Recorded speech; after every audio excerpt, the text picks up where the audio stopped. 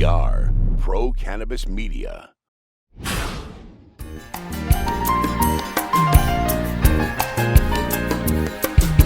Hi everyone, welcome to a special edition of Weed Talk Now. I am the founder of Pro Cannabis Media. My name is Jimmy Young. And I am Curt Dalton, the founder of Cannabis.net.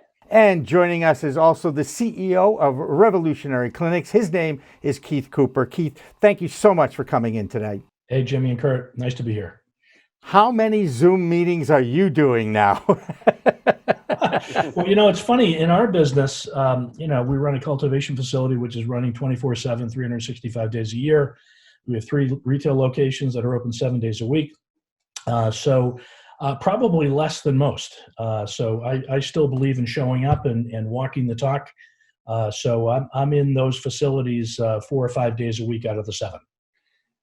When you and I first met and talked, and that was a couple of years ago at this point, I was very impressed with your management style. You are definitely one who likes to go and talk directly to your employees. Is that an accurate description of your style?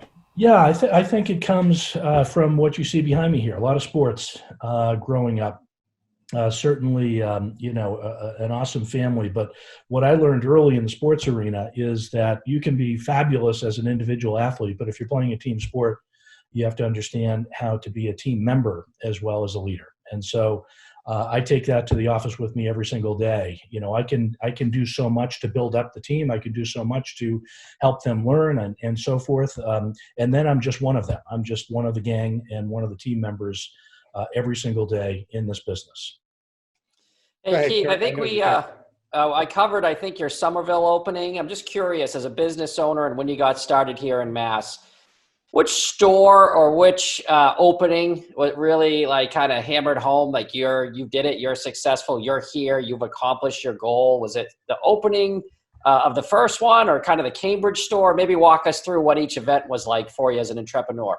Yeah, so I'm not new to the game of opening businesses. This is my 7th company that I've been either CEO or president of.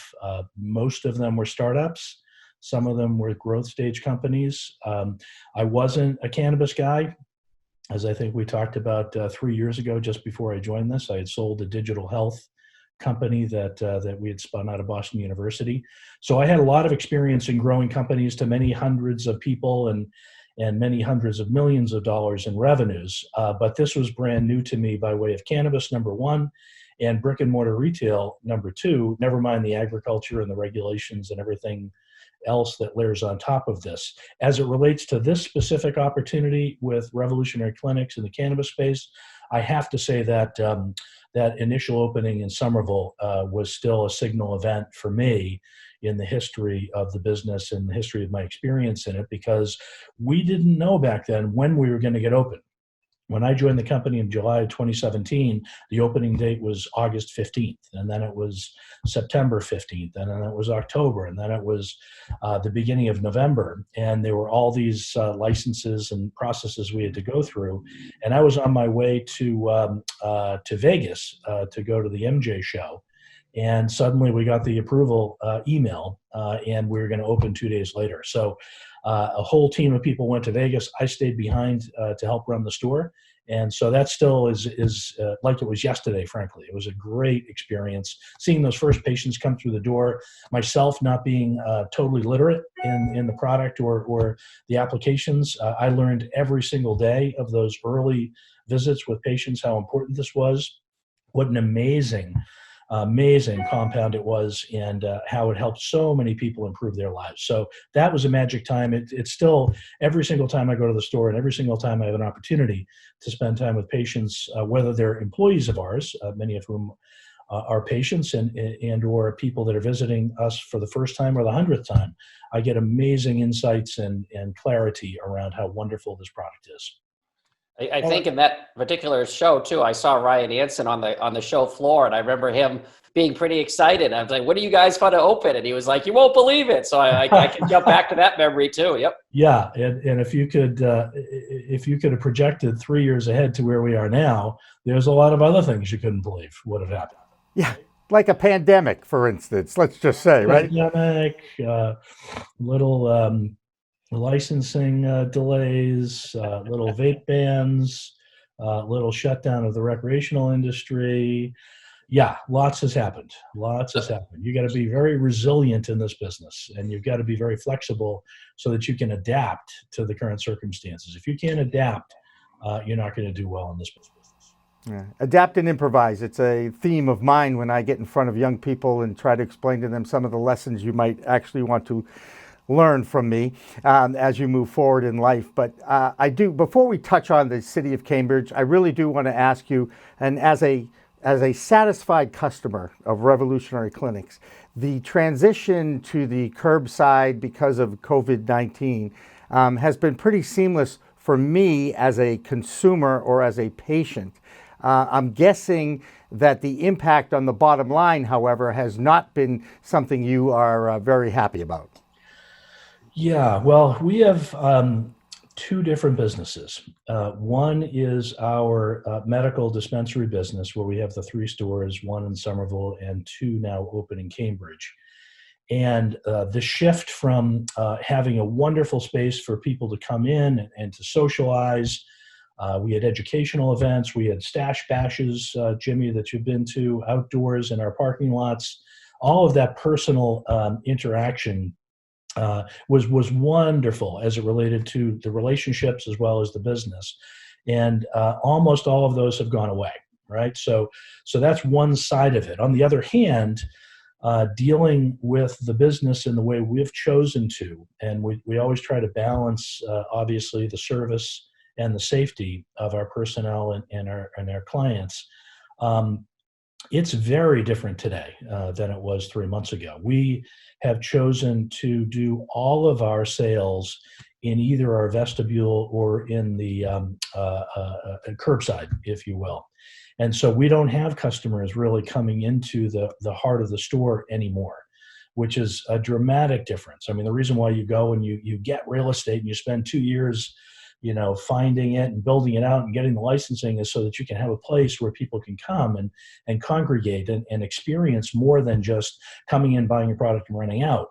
And so our philosophy of wanting to educate and wanting to engage and wanting to become friends with the people that we serve has certainly shifted a bit. But I will tell you that more people than not appreciate the fact that we took those pretty dramatic actions. There are still a lot of companies in the business that you go into the store, you try to stand 6 feet apart. You're dealing with somebody, a PA or a bud tender behind a register. Again, we've chosen to do all of ours one step back to keep people even further apart. And they've been fantastic in understanding that is done for them as well as for our employees. And I will tell you that the sales for the medical products have really not suffered, Jimmy, as it relates to our business. Now, part of the reason we'll talk about Cambridge is because we would have hoped by now to be in the adult use business also, and that would have been a very different outcome. But given that we're not, our retail stores are doing okay. It's our wholesale business, which we had to switch to because the recreational wasn't imminent in Somerville or Cambridge, where we're selling products to those recreational stores that don't necessarily have cultivation and processing. That business went south in a big way in a very short period of time. So that was a dramatic loss for us. So you're telling me the freezer is full right now? The freezer is full. Lots of good deals. Walk me through, and I know the recreational you didn't have, but like you're a cannabis veteran in Massachusetts. Governor Baker comes out and says medical yes, rec no. What's the next 45 seconds of your life like right there? Yeah, a few phone calls from teammates, investors, and people paying attention. I understand why the governor made his decision based on the people that he had advising him and his understanding of the industry and his still getting used to it over time because he's a good man and he's a smart man. What we have had to do since then, and I'm chairman of the Commonwealth Dispensary Association, which represents about 80% of the establishments in Massachusetts that are in the business, both recreational and medical, as well as cultivation. We wanted to make sure that we could come up with a plan that would help educate the governor, his staff, and the health experts that were advising him, that we could very easily actually open up again for adult use, with a few limitations which would be obvious and are in place in many other establishments like retail stores and the like. I mean, we're serving customers today effectively and safely. And the fact that we're not serving recreational customers doesn't mean we couldn't do that same thing. So we went to the governor and his team, especially this business advisory team that they established last week, to propose our plan for limiting the number of people in the stores, for expanding curbside pickup, for expanding delivery, keeping all of the obvious hygiene and social distancing in place with what we do today, and adding to that, limiting to zero the number of out-of-state customers we would serve for the foreseeable future until the proof that we can operate safely as an adult use store or an adult use industry is apparent. So, yes, we had some interesting and stressful times and calls in the hours and days after the governor made that decision. But I would say that since then, we've been really tight as an industry and as an association in trying to be helpful and to try to be as informative as possible to proactively get back open, which I think we will in the weeks to come. He said it's a non-starter on rec during his one of the most recent press conferences. Do you feel that might change? Do you think there's some hope there? Yeah, it will change, and everything's just a matter of timing.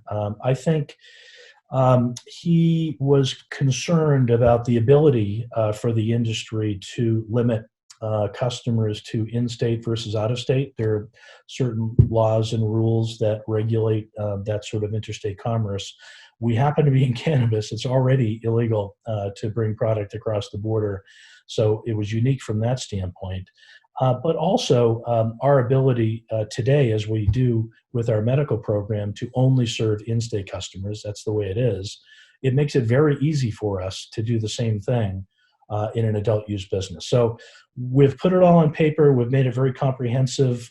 We've put a plan in front of his team that we think is a winning plan to get people back to work, to get the industry back open, and to get good and solid tax revenues into the coffers, which are so much needed. I understand there's also been a little bit of a movement on the state side. At least they're trying to create a fund to help out those that have been most impacted by this COVID-19. I'm talking about in the cannabis space.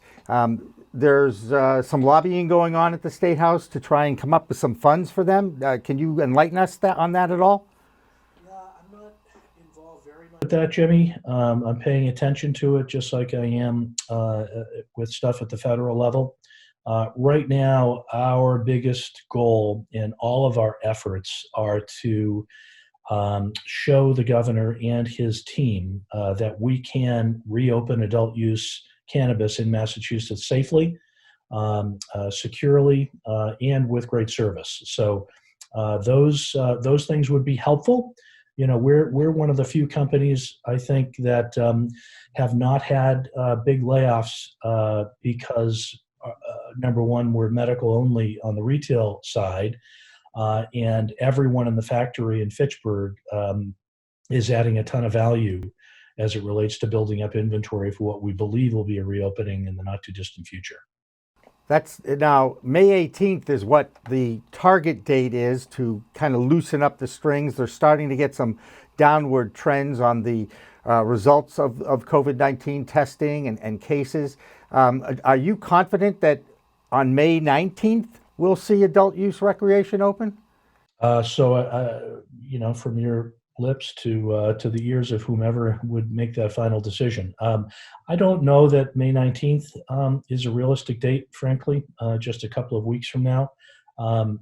you've seen that there's already been indications of certain industries and businesses that are going to be allowed to open.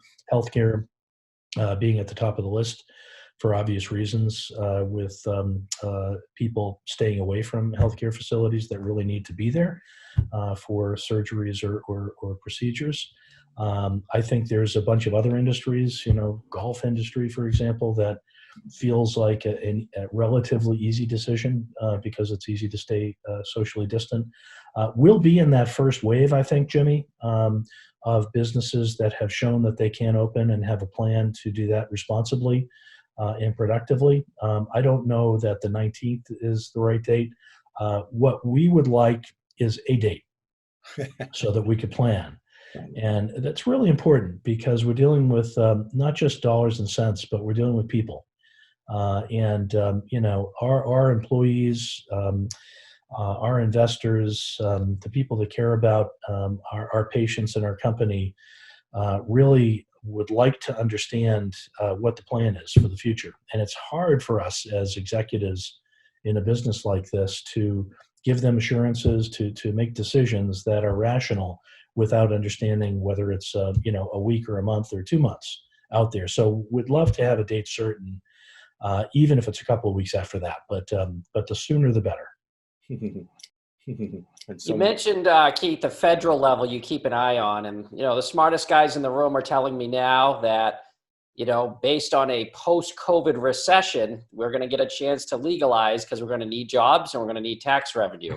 Are you on that train? And my argument has always been, if you really want to see that, the worse it gets, the better chances get greater for cannabis legalization. Where are you on that?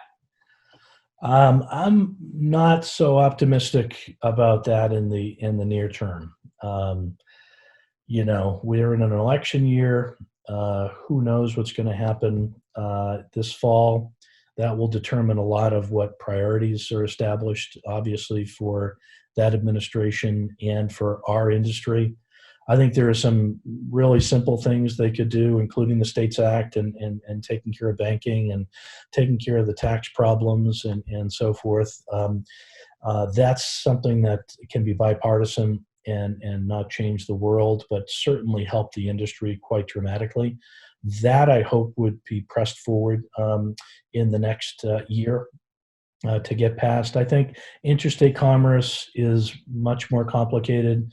Each state is at a different place in their maturity as an industry for cannabis, whether it's medical or recreational. And, we saw in Massachusetts, even after interstate commerce was allowed for wine and liquor, Massachusetts held back for, I think, the better part of a couple of decades before I could get a box of wine delivered to me directly from Napa. So there's a lot of complexities there. I think I'm bullish on those tax and banking regulations, which are just logical for everybody. It's win-win across the board. I'm less confident and optimistic about legalizing the industry overall. Without asking your political beliefs and who you're going to vote for, is businessman Trump or Democrat Biden better just for cannabis in December of 2020?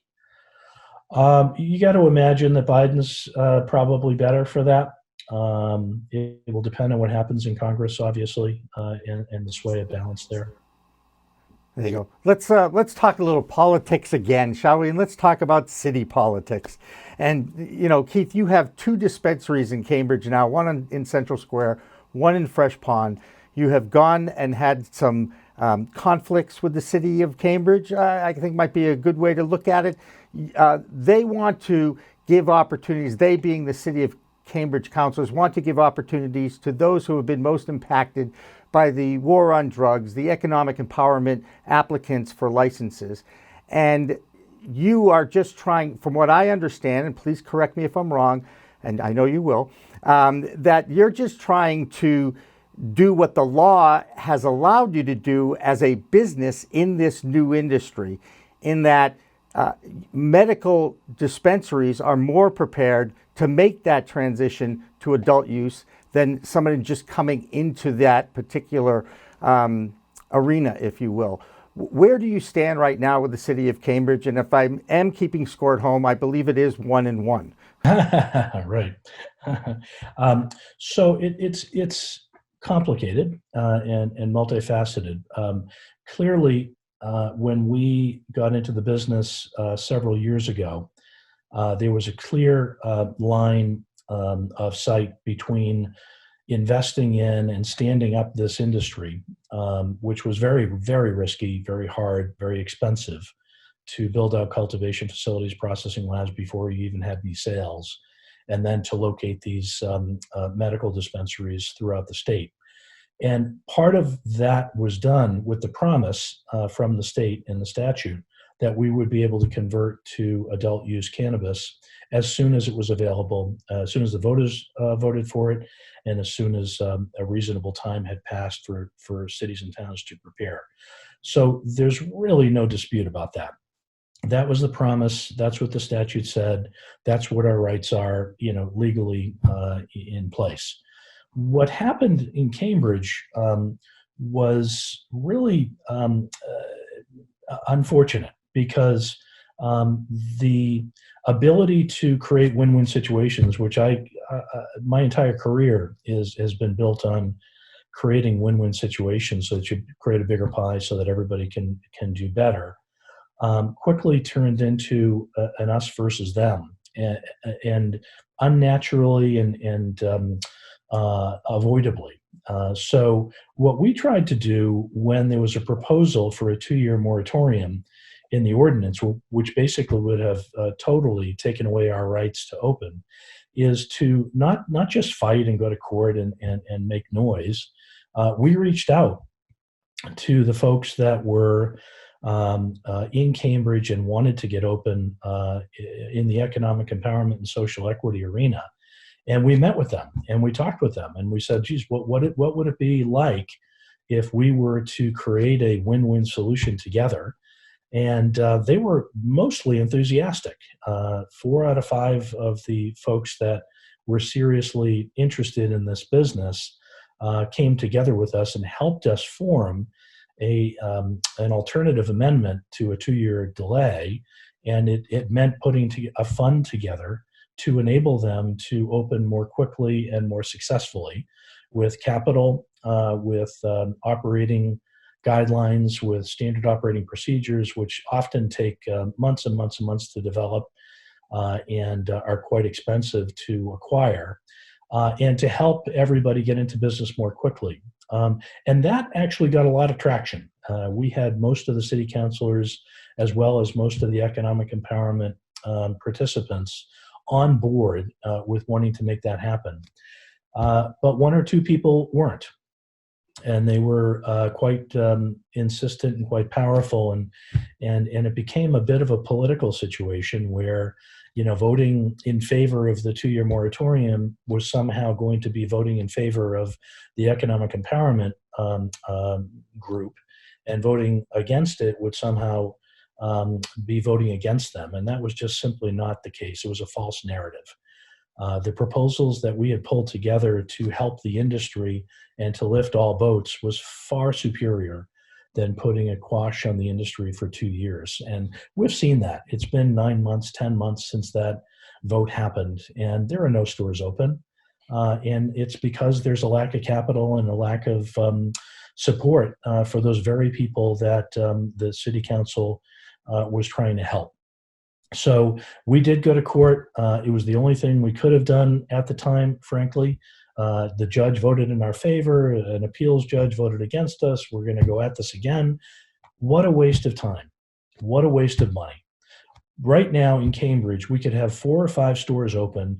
3 or 4 of those could be economic empowerment stores. If this fund had been established, it would have been a win-win situation. There would have been 100 new jobs that could have been created very quickly. And these are good jobs. These are high-paying jobs. These are jobs with benefits and that are full-time. And instead, in the greatest economic crisis that we've faced in my lifetime, in the greatest jobless situation that we've had in decades and decades, the Cambridge situation is negating these jobs and is holding them back. And it seems like a terrible time to do that. So we will, fight the next fight because that's what we need to do, and that's what we would do in any business. We will always continue to hold out our hands and ask that the parties come together to cooperate and create win-win situations. I've done that through letters, I've done that in person, and I've done that on forums like this to express my desire to create a happy and win-win situation where everybody can move forward equally without this 2-year moratorium hanging over our heads.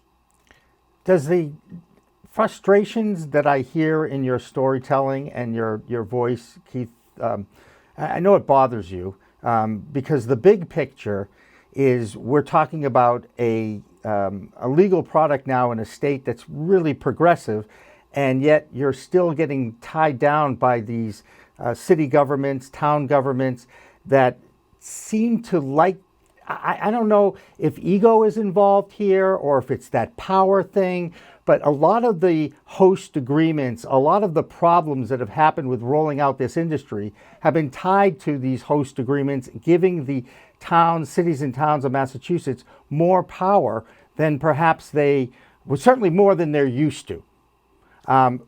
What's the biggest frustration for you?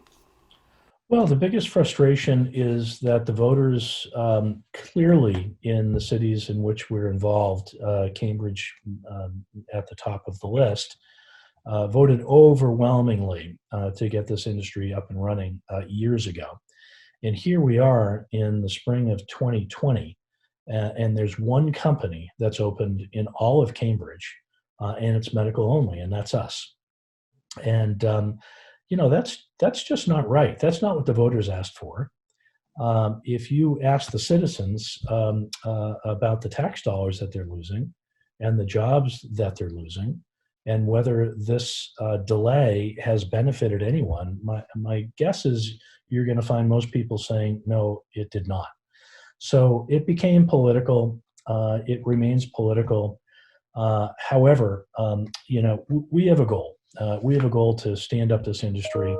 And as part of that goal, we have social responsibility to help those that have been disproportionately affected by the war on drugs to better their circumstances. Our staffing in Cambridge, just as an example, is over 70% minorities and female.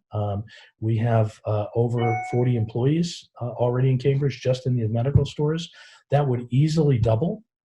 And the city council already put in goals, which we've exceeded by way of hiring in those disenfranchised categories of people. So it's frustrating, Jimmy, not being able to move forward and not getting a lot of communication back and forth. I've never been through legal processes like this before in any of my other companies. This is the first time for me. So it is disappointing. It feels a bit shallow, frankly. It feels political, frankly. And I hope that cooler heads can prevail. And as we go through this next round of spending money on lawyers and going to court virtually, probably just like this, which would be another first, that people say, what are we trying to accomplish here? What is the real goal? And are there other ways to get to that goal versus having the lawyers make a lot of money and having people fight in public over things that they don't need to fight about? Let me ask you, Keith, you brought it up. We've talked about the political battle, and you've talked about your staffing with minorities and women. If the C-suite and the management of Rev Clinics were African-American, minorities, and women, would this be happening, in your opinion? I do, because they are. We're a pretty diverse company across the board. The head of all of my retail operations is African American. The head of my community relations is African American. Our board of directors is majority female.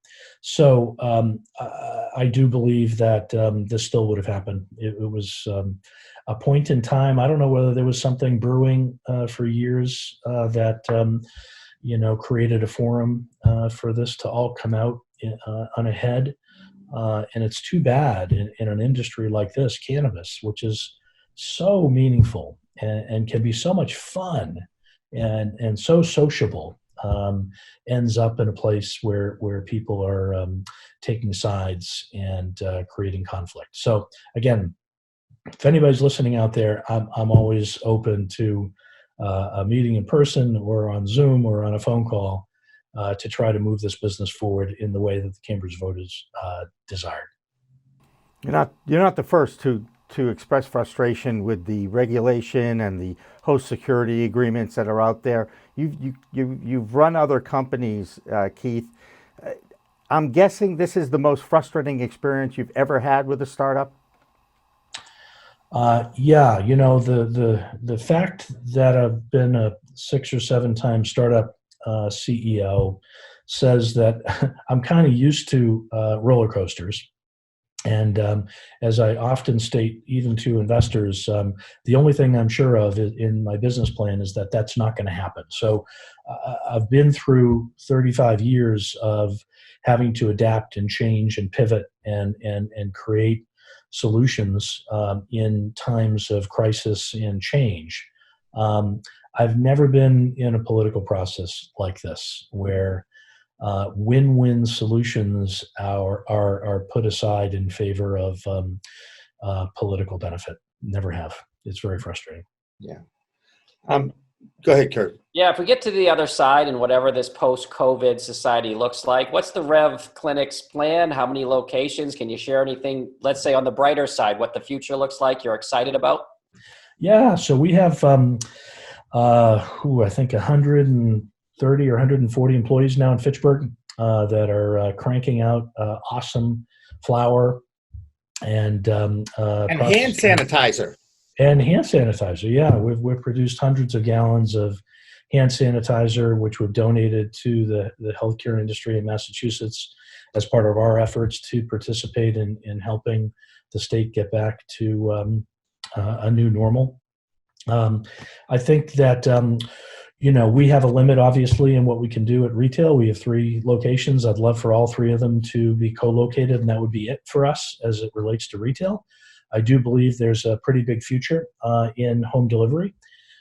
We've seen a pretty good increase in that business in the last couple of months for obvious reasons.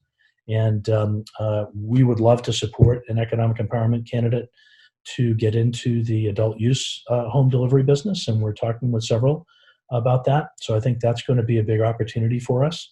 And I think by way of production and our factory, we have one of the larger facilities in the state and have the ability to expand that even further to provide unique products to those stores and licensees that are opening without their own capabilities to produce and supply their own products. So I see us growing pretty dramatically in our facility for wholesale. I see us all 3 stores being transitioned to co-location. And by the way, it's really important to us that they be co-located.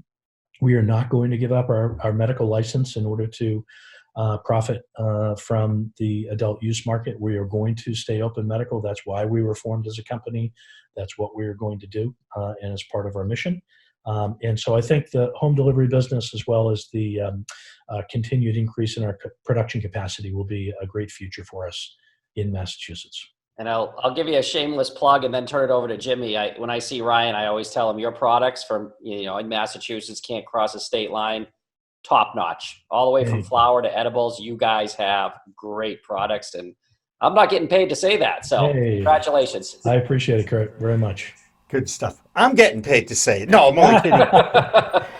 It is good stuff. I do want to ask you a question as a CEO, someone who's had a lot of experience. Curt and I had the opportunity to talk with Joe Lusardi and with Bruce Linton a couple of weeks ago.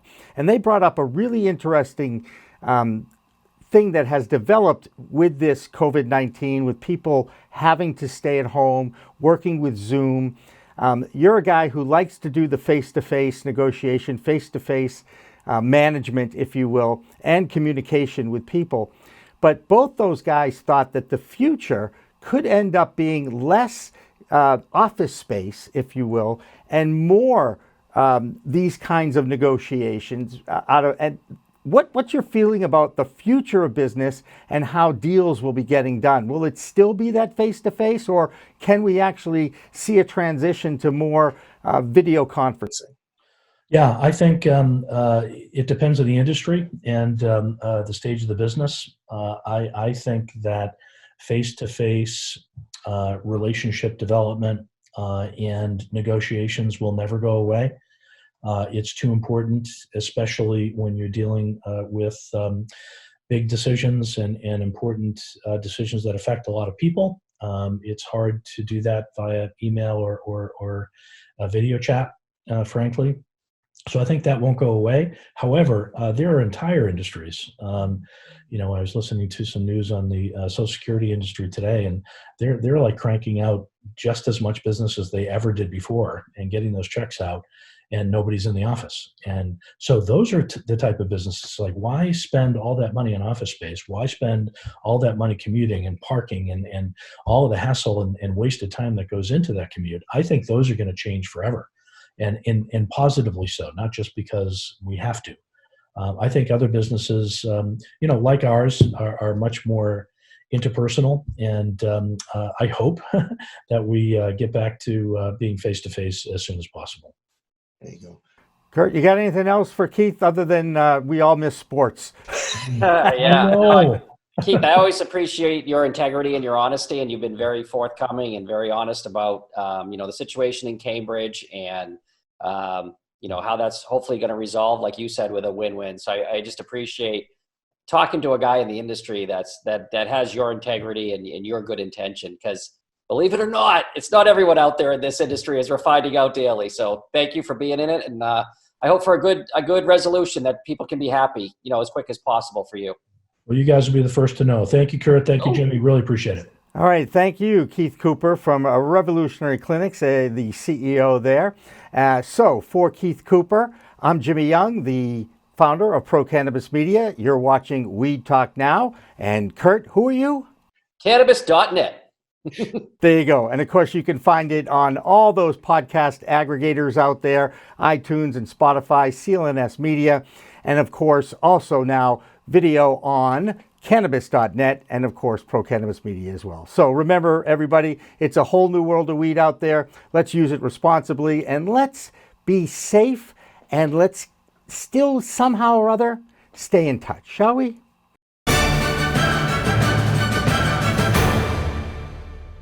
Weed Talk and In the Weeds are two productions of Pro Cannabis Media supported by Revolutionary Clinics, one of the top medical cannabis dispensaries in the Massachusetts area, now with 3 locations in Greater Boston, 2 in Cambridge and 1 on Broadway in Somerville.